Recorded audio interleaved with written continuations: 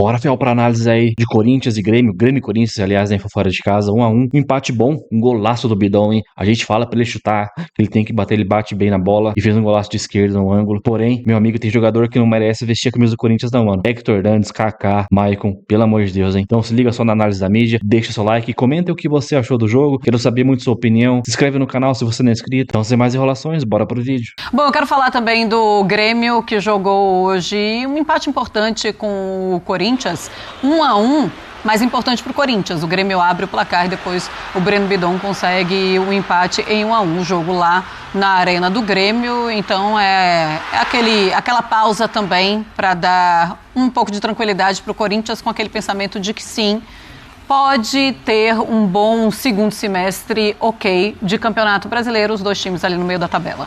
Algumas boas jogadas do menino Alisson, que entrou como ponta direita. Não, no lance do gol, jogadaço. É uma delas, né? É o lance do gol marcado pelo Bright White. E depois um golaço do Breno Bidon, de fora da área, mandando na gaveta. O Corinthians muito desfalcado, muito desfalcado. E o Grêmio também, né? Esses são o Grêmio já não tem tanta dar... gente assim, né? O Corinthians, você tira o Memphis e o Yuri, você afeta substancialmente o seu ataque. Ainda perde o Carrilho, Martínez, Ranieri. Isso. São peças essenciais. O Grêmio não tem essas peças todas assim. O elenco do Grêmio é inferior ao elenco do Corinthians. Sim, mas também tem muita gente machucada. Então são dois clubes que também vão dar, graças a Deus, que vai parar, vai poder recuperar um monte de gente. Que rodada no bagaço. Olha, eu vou te falar. Não, a rodada no bagaço, mas eles vêm já de vários jogos. Não, né? essa rodada é aquela que não deveria ter acontecido. Não deveria. Todo mundo esqueceu do Campeonato Brasileiro, aí de repente pinga uma rodada. Nem é uma rodada completa, né? Com metade, né? Com metade dos times, porque é claro que os que estão lá fora não jogam. Não estou falando dos que foram para o Mundial. Se foram para o Mundial, vão ter um calendário daqueles. Porque já não jogaram agora e quando voltar ainda vão ter que encaixar um jogo. E não vamos esquecer que termina dia 21 de dezembro, tá? O Brasileirão. E agora o Carioca com menos datas vai começar dia 21 de janeiro. É como se tivesse tudo melhorado. Não, tem um mês para férias e pré-temporada continua igual. Mas nesse caso de jogadores, né, que você pega assim, muita gente machucada, você pega a data FIFA. O Bidon estava jogando com a seleção sub-20, Egito, né? Assim Egito, como o Ryan, os dois voltaram. Sim, Egito, é logo ali e tal, e o moleque ainda aí tem que jogar, porque os outros já ganharam férias. Mas as equipes que iriam enfrentar o Flamengo, o Palmeiras, o Fluminense, o Botafogo, acho que é Sport, Mirassol, não vou lembrar os outros. Esses 4 não tem culpa de nada, mas esses já puderam entrar de férias antes, se quisessem, ou treinar apenas e depois dar um período. Eles tiveram mais tempo para decidir o que fazer. Você veja como é tudo desigual mas foi uma rodada daquelas, viu? Pra tirar leite de pedra. Foi. A gente que faz linha de passe sabe bem disso. O Internacional que o diga, né? Porque termina na zona de rebaixamento. Poderia ter ficado ali, pelo menos fora da zona de rebaixamento, olhando as outras equipes, mas não. Bom, então termina assim, ó. Os dois times têm 16 pontos, então no meio da tabela, tanto o Grêmio como o Corinthians estava muito desfalcado jogando na Arena do Grêmio. Então aquele empate de 1-1 tá tudo certo. E o Mano Menezes também, pelo menos, não perdeu com aquela sequência dele com o Grêmio, que estava perdendo muitos jogos. Pelo menos agora sempre sai na frente e não vence, né? É a tônica do Grêmio nessa temporada. É isso. Bom, vamos para Porto Alegre agora com o Grêmio. Vai ter aqui no telão aquela beleza? Vai ter aquela obra de arte ou não? Temos ou não temos, dona Carol? Sim! Eu peço, pelo menos temos o Grêmio aqui. Tem o empate entre Grêmio e Corinthians. Vamos tentar de novo. Voltou o Elton. Quando a gente faz as coisas sem combinar direito, acontece isso. A culpa é minha. Aí sim. Desculpa, Carol, muito obrigado. Tá aí, o Dorival, o Mano Menezes, 2 ex-técnicos de seleção. Empate, vamos lá. Gustavo Berton traz os detalhes pra gente. Um abraço para quem está acompanhando o programa. Grêmio e Corinthians empataram em 1-1 jogando aqui na Arena do Grêmio em Porto Alegre, num jogo bem movimentado, principalmente no primeiro tempo, com chances de gols para os dois lados. O Corinthians até teve a primeira chance, numa cabeçada do jogador Thales Magno, a bola acabou acertando a trave. O Grêmio repetiu na mesma dose, cabeçada do Gustavo Martins, também passou muito perto, chegou a tocar a trave, o Bright White não conseguiu colocar para as redes, e quem saiu na frente foi o Grêmio, numa investida, num contra-ataque ligado pelo próprio goleiro gremista Thiago Volpe. A bola chegou no Alisson, ele fez grande jogada, passou por 2 defensores e tocou para o Bright White. Ele teve calma dentro da grande área e limpou os zagueiro e fez Grêmio 1-0, 13º gol do dinamarquês na temporada. Ele é o artilheiro do Grêmio na competição. E no ano também, né? Mas o Grêmio cedeu espaço e o Corinthians conseguiu responder logo depois também num golaço. No ataque pela direita, jogada do Mateuzinho, a bola sobrou pro Breno Bidon, que de pé esquerdo deu uma chapada no ângulo do Thiago Volpi e empatou a partida em 1-1. Na segunda etapa o jogo caiu um pouco. O Corinthians continuava sendo insinuante, principalmente com o Thales Magno, o Grêmio com o Alisson. As duas equipes tiveram chance, exigiram dos goleiros, mas o resultado ficou no empate de 1-1. Vamos ouvir os dois lados falando sobre esse jogo, esse empate aqui na Arena do Grêmio em Porto Alegre, antes da parada do futebol brasileiro para o Super Mundial. Vamos ouvir. Acho que o jogo foi um bom jogo de futebol e a gente já consegue fazer 2 bons jogos porque foi possível treinar um pouco aquilo que é fundamental para qualquer equipe. Se saímos com esse gosto de poder mais, é que o potencial de melhora é realmente um potencial bom e nós vamos aproveitar essa parada para fazer o restante que nós entendemos que precisa ser feito. Eu fico satisfeito em ter visto o desenvolvimento e o desempenho dessa equipe, muita dedicação, tivemos uma semana importante de trabalhos. Eu espero que voltemos com todos os jogadores em condições, até porque ainda nós não tivemos essa possibilidade dentro do Corinthians de termos todo o grupo nas nossas mãos, sempre 2 ou 3 jogadores aí afastados por um problema ou outro, mas agora, graças a Deus, retornando em condições de podermos, se Deus quiser, melhorarmos aí a nossa condição nesse período que eu espero possamos aproveitar da melhor forma. Fizemos um bom jogo, queríamos muita vitória, acho que alguns detalhes ali para ajustar no último terço do campo, para a gente ter um pouquinho mais de calma, definir melhor as jogadas para que a gente possa buscar os gols, mas a gente sai daqui, queremos muita vitória, como eu falei, mas a gente sai com a esperança de que a gente vai melhorar, que a gente vai conseguir desempenhar o nosso melhor futebol, porque com esses 10 dias de trabalho o professor conseguiu extrair o melhor de cada um, então acredito que esse tempo vai ser importante para a gente conseguir colocar mais e mais ideias dentro de campo. Acredito que esse foi um dos mais bonitos da minha carreira e acredito que a gente saiu com um empate daqui, mas a gente buscou a vitória o tempo todo momento, a gente teve maior posse de bola. Acredito que a gente fez um bom jogo, acabamos tomando o primeiro gol ali, mas conseguimos buscar o empate. Agora é descansar, que depois das férias vou voltar com... Ele estava no Egito também, o Breno Bidon, né? Bom, tudo igual na Arena do Grêmio. Grêmio 1, Corinthians 1, posse de bola maior do Corinthians, mesmo sendo visitante, 59,41%. Finalizações mais do Grêmio, 16 contra 12, no alvo 6-3. O Grêmio finalizou mais, grandes chances também, vantagem gremista 3-2. 22 ações na rival contra 20 do Corinthians, cruzamento 17-13. O Elton, claro, não tinha Yuri Alberto contundido, e o Corinthians fez essa coisa, né? Não, o jogador que foi para a seleção, jogou mais de 60 minutos, não vem. Aí perde Carrilho, perde Memphis Depay, são jogadores muito importantes. Tendo em vista esses desfalques, Martínez também, né? O resultado pro Corinthians foi excelente, esse empate em 1-1, né? Sim, a gente falava do São Paulo contra o Vasco, Edu, e aí, claro que a gente tem que transportar também essa condição para o Corinthians contra o Grêmio. Grêmio e Vasco vivem situações parecidas, acho que o Grêmio é um pouco melhor até que o Vasco, acho que até no sentido de elenco, né? Mas Corinthians e São Paulo, realidades diferentes. O Corinthians eliminado das competições internacionais e o São Paulo nas oitavas da Libertadores. O Corinthians com desfalques enfrenta um Grêmio fora de casa. E a gente falava ontem, inclusive, sobre isso, né? O quanto era importante você conquistar pontos nesse momento para sair da situação que se encontra, né? Se distanciar das últimas posições, respirar um pouco mais tranquilo para pensar na segunda metade da temporada.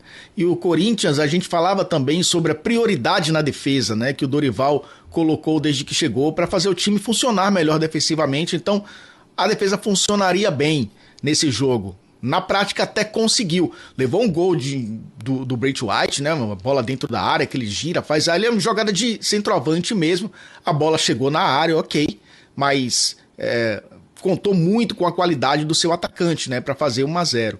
E também contou com a qualidade do Breno Bidon para fazer um golaço, né? E eu acho que ali também mostra um Corinthians que encontra alternativas na adversidade e que consegue, né, pelo menos pontuar em alguns jogos cruciais para a temporada.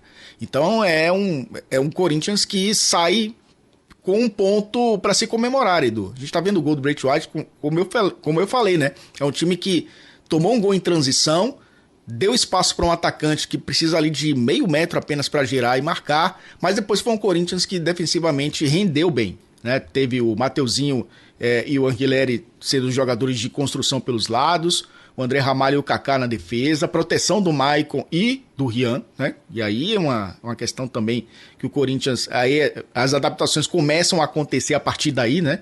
Com o Thales Magno fazendo o lado esquerdo, aí você não tem o Memphis, não tem o Yuri Alberto, o Breno Bidon jogando mais avançado, o Garro ainda não estando 100% das suas condições e o Hector Hernandes como referência, ponto.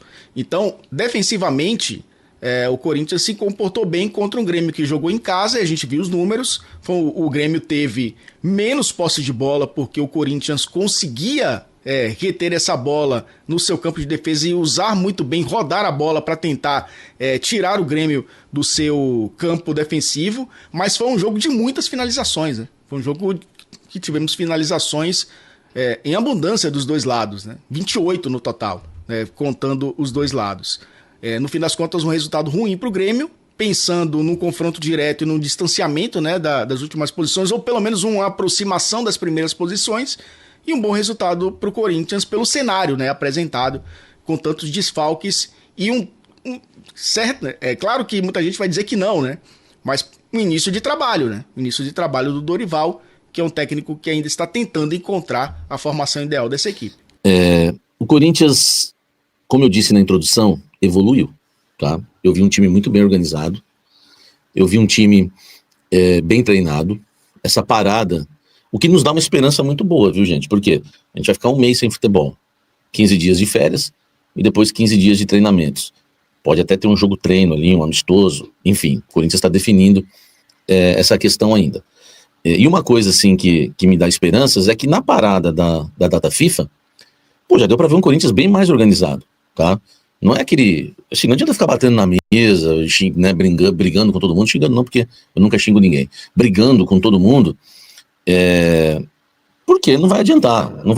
E a gente tem que fazer uma análise com sabedoria, entender as limitações. Por exemplo, o que adianta falar mal do treinador hoje? Acho que se alguém chegar aqui nesse chat hoje, acho que não vai ter, porque o nosso público é bem inteligente. A gente teve jogos que o Dorival foi culpado. Eu acho que foi. Mas, a gente é honesto. Hoje é impossível você colocar a culpa no Dorival. O Dorival fez o que tinha que fazer. Lançou os meninos, organizou o time. É o que tinha que fazer. E esses dois meninos que entraram no segundo tempo, espero que o Dorival preste atenção, que essas beiradas, né, a segunda linha precisa ter velocidade. O Dieguinho entrou com saúde ali, saúde física do lado direito, e o Kaique do lado esquerdo. Depois até falo a organização do time para vocês, tá? Agora, como é que o Corinthians jogou? Como é que o Corinthians se organizou em campo hoje, na partida contra o Grêmio? O Corinthians, para mim, dominou o Grêmio no primeiro tempo. O problema foi o individual. O que nos mostra que nessa parada do Super Mundial, quando voltar, espero que depois das férias de 2 semanas, de 15 dias, o Corinthians já tem alguns reforços para o Dorival trabalhar com os reforços. Porque para mim hoje o empate se resume da seguinte forma: um time organizado, um time que, se você olha, quando você olha assim, você vê tocando bola, cada um na sua posição, invertendo, trocando de posição, tocando, girando, você vê que o time estava bem treinado, principalmente na primeira etapa. Mas o Corinthians pecou no individual. E não foi só o Kaká. Você vê o Corinthians no primeiro tempo, por exemplo, o Corinthians foi escalado no 4-1-4-1, né? 4-1-4-1, sem a bola, mas atacando era outro esquema. Então o Corinthians jogou com a linha de 4, com o Mateuzinho, Ramalho, ministro da Educação, Anchileri, entre as linhas o Rian, tá? Porque eu acho que tem que ser isso. Mas você pôr o Maicon entre as linhas lento, só porque ele vai ter um passe melhor que o Rian. O Rian também sabe dar um passe aqui, ó, passe aqui de meio metro, sei lá, de 1 metro. Enfim, um passe de 2 metros, vai. O primeiro volante tem que fazer isso e pronto, só isso. Então você tem ali o Rian, né? O Rian entre as linhas. Depois ele veio com uma linha de 4, sem a bola, tô dizendo, tá? Bidon na ponta direita, na linha de 4 aberto, que não me agrada muito. o Garro por dentro na direita, o Maicon por dentro na esquerda, o Thales aberto. Né? Então você tinha Thales e Bidon, Garro e Maicon por dentro, e lá na frente Hector Hernandes. Só que com a bola armando o jogo, gente, deixa o dedo no like aí pra gente aumentar essa audiência aí, tá? Colabora comigo aí, me ajuda aí por gentileza. Com a bola era outro esquema, o Corinthians armava em linha de 3. Então o Corinthians armou com André Ramalho, Kaká e Angileri. Aí o Corinthians fez Thales, o Dorival fez, né? Fez o Rian na frente dessa linha de 3, tá? Fez o Rian na frente dessa linha de 3, o Rian. E aí o Corinthians fez a linha de 3 com Angileri, Kaká, André Ramalho, o Rian na frente, Thales e Mateuzinho pelos lados, né?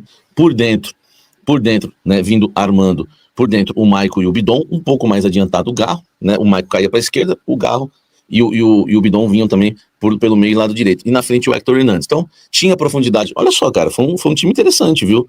Foi um time interessante, porque em alguns momentos o Corinthians tinha Thales lá na frente, ó, o Corinthians tinha Thales na esquerda, tá? Thales, Maicon, Garro, Bidon e Mateuzinho. Então, o Corinthians chegou lá na frente lá com 5, muito parecido com o que o Ancelotti fez na seleção brasileira. Você arma o jogo com linha de 3 e ataca com linha de 5 lá na frente. Isso aí o Dorival já tinha feito, viu, gente? Tá?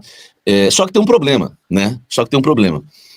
Qual é o problema? O Corinthians trocou passe, se mostrou organizado, defendeu no 4-1-4-1, atacou num 3-1-4-2, que foi mais ou menos esse o esquema, né? Um 3-1-4-2 foi mais ou menos esse o esquema hoje. Ou até, né, num 3, né, num 3-5-2, num 3-4-3, isso varia muito, porque o importante é você entender que tinha linha de 3 e dos lados tinha Mateuzinho e Thales. Porque a variação acontece, não muda muito. Agora, qual foi o problema do Corinthians? O Corinthians também que marcou no 4-4-2, porque o Ian encaixava na segunda linha e o Garro espetava na frente lá, né, para marcar junto com o Hector, também tinha marcação no 4-4-2. Quero deixar todos os esquemas usados aí pelo Dorival cravado aí na sua cabeça já para você entender, tá? Então o Corinthians, ele no primeiro tempo dominou o jogo, só que aí tem um problema. Qual o problema? Individualidade, tá? Individualidade é o problema do Corinthians. E eu não vou começar falando do Kaká, por exemplo. Eu vou começar falando do Hector Hernandes, falando do Thales. Houve a troca de passes, com 5 ali na frente, caiu no pé do Thales. Corte, chuta, quase o gol, beleza. Depois no escanteio, cabeça, tal, bola na trave. Enfim, a bola não entra, porque os caras, uns não chutam, outros, quando chuta errado. E vem o pior, que é o Hector Hernandes. Gente, deixa eu falar um negócio pra vocês aqui de coração, tá? De coração, deixa eu ligar aqui o Lázaro. De coração, não há condição nenhuma do Hector Hernandes jogar futebol por um clube tão grande como o Sport Clube Corinthians Paulista. Sério, esse rapaz não seria titular no Ceará, não seria titular no Vitória da Bahia, com todo respeito a esses clubes. O Hector Hernandes acho que não seria titular no Criciúma. Por que esse camarada, mesmo com os desfalques que o Corinthians tem que ser titular do Corinthians? Cara, ouso a dizer, e quem é corintiano mais antigo, que o Hector Hernandes, ele é pior que o Alcindo. A gente teve que ver um ataque chamado, o pior ataque que existiu no Corinthians, de Alcindo e Alex Rossi. Cara, eu ouso a dizer que o Hector tá nesse nível. Sério, ele é horrível. Eu não tô aqui pra querer humilhar ninguém, eu só tô aqui pra fazer uma análise honesta. Porque eu vi, são 17 minutos de jogo, o jogo estava 0-0. E o Hector Hernandes tinha dois ataques do Corinthians tinham morrido nos pés dele. Sério. O cara não sabe proteger uma bola, não sabe fazer um giro, não sabe dominar uma bola. Nós estamos falando de um cara muito ruim, velho. E vocês sabem que eu não me apressei nem um pouco em criticar esse rapaz. Sempre tive a maior paciência do mundo com o espanhol. Entendeu? É igual o Tiringa tá falando, ele quebra a bola. Você não pode ter jogador assim, porque o time vem tocando. O time do Corinthians estava organizado, tocando, os jogadores tocando de posição. Eu presto atenção no jogo. O time do Corinthians é organizadinho. Eu falei, pô, o time tá treinado. Aí chegava no Hector, o Grêmio tomava bola. 2 bolas dentro da área do Grêmio, que foram nos pés do Hector Hernandes, o Grêmio tomou a bola e iniciou o contra-ataque. É que o time do Grêmio é muito ruim também. Então aí, Cefel, finalizando aí o vídeo com a análise do Samir Carvalho. Mano, esse Hector Hernandes é muito ruim, cara. Antes dele vir pro Corinthians, eu achei até que ele era bom, quando ele jogava lá no Chaves, né, do Portugal, onde jogou junto até com o Hugo Souza. Cara, ele fazia altos golaços lá de cabeça, mano, e de arrancada e batendo no gol. Cara, chegou aqui no Brasil, cara, não é nem questão, acho que, de desaprender, né? Questão que em Portugal lá o futebol é muito menos intenso do que aqui no Brasil.